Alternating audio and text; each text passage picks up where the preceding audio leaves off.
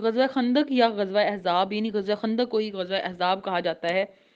اس غزوہ کو اس وجہ سے خندق کہا جاتا ہے کیونکہ حضرت سلمان فارسی نے محمد صلی اللہ علیہ وسلم کو مدینہ سے شمال کی جانب خندق کھودنے کا فیصلہ کیا تھا۔ ڈچ اردو میں اس کو خندق اور انگلش میں ڈچ کہتے ہیں۔ اب یہاں پہ بات یہ ہے کہ دیکھیں اپنی ہی رائے کو جس طریقے سے ہم لوگ جو ہیں وہ پریفر کرتے ہیں، جو ہم نے کہہ دیا بس وہی حرف آخر ہے، دوسرے کی رائے کو اہمیت نہ دینا یا اس کو عمل اس پہ نہ کرنا۔ نبی کریم صلی اللہ علیہ وسلم نے اپنے صحابہ کی رائے کو بھی اہمیت دیتے تھے اور جمہوریت کا تصور وہیں سے تھا۔ یہ 5 شوال کو، ٹھیک ہے، شوال 5 ہجری کو ہوتی ہے، اور اس غزوہ کو غزوہ احزاب اس لیے کہا جاتا ہے کیونکہ بنو کنیکا نے غزوہ خندق کے دوران سارے عرب قبائل کے ساتھ مل کر مدینے پر حملہ کیا تھا۔ مدینے کے تمام کافر، بنو غطفان، بنو نذیر اور قریش مکہ قبائل نے مل کر مدینے پہ حملہ کیا۔ عربی زبان میں قبیلے کو حزب کہتے ہیں، جس کا جمع ہے جو ہے الاحزاب ہے، اسی لیے اس غزوے کو غزوہ احزاب اور غزوہ خندق کے نام سے جانا جاتا ہے۔ اس غزوہ میں اسلامی لشکر کی تعداد 3000 یا 2700 تھی اور کفار لشکر کی تعداد 10,000 کے قریب تھی۔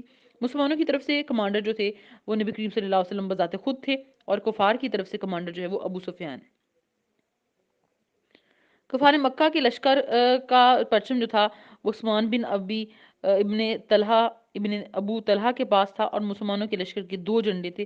انصار لشکر کا جھنڈا جو تھا وہ سعد بن عبادہ کے پاس، اور مہاجر کا جھنڈا جو تھا وہ زید بن حارثہ کے پاس تھا۔ غزوہ خندق میں مسلمانوں نے خندق کھودنے کے لیے آلات بنو قریظہ قبیلے سے حاصل کیے۔ خندق کی لمبائی 3 میل چوڑی، 5 گز اور گہرائی 10 گز تھی۔ خندق 20 دنوں میں کھودی گئی، یعنی خندق کھودنے کا ٹوٹل ڈیوریشن کتنا تھا، 20 ڈیز میں اس کو کمپلیٹ کر لیا گیا۔ غزوہ خندق میں خندق کی کھدائی کے دوران ایک چٹان کو 3 ضرب لگائی اور روم، شام اور فارس کی فتح ہونے کی خوشخبری سنائی۔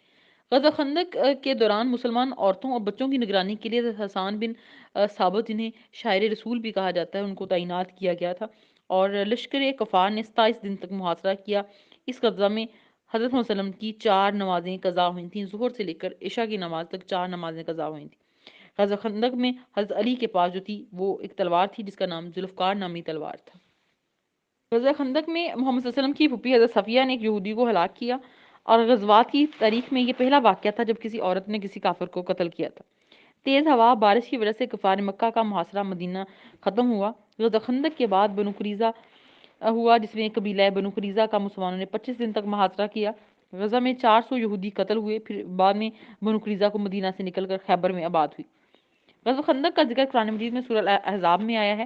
غزوہ خندق میں حضرت علی نے عرب کے 2 مشہور پہلوان نوفل بن عبداللہ اور عمرو بن عبدو کو جو بہادروں کے جو 500 بہادروں کے برابر سمجھے جاتے تھے ان کو قتل کیا۔ غزوہ خندق میں کل 6 مسلمان شہید ہوئے تھے اور 3 کافر قتل ہوئے۔ غزوہ خندق کے بعد کفار مکہ کبھی بھی مدینے پر حملہ آور نہیں ہوئے تھے۔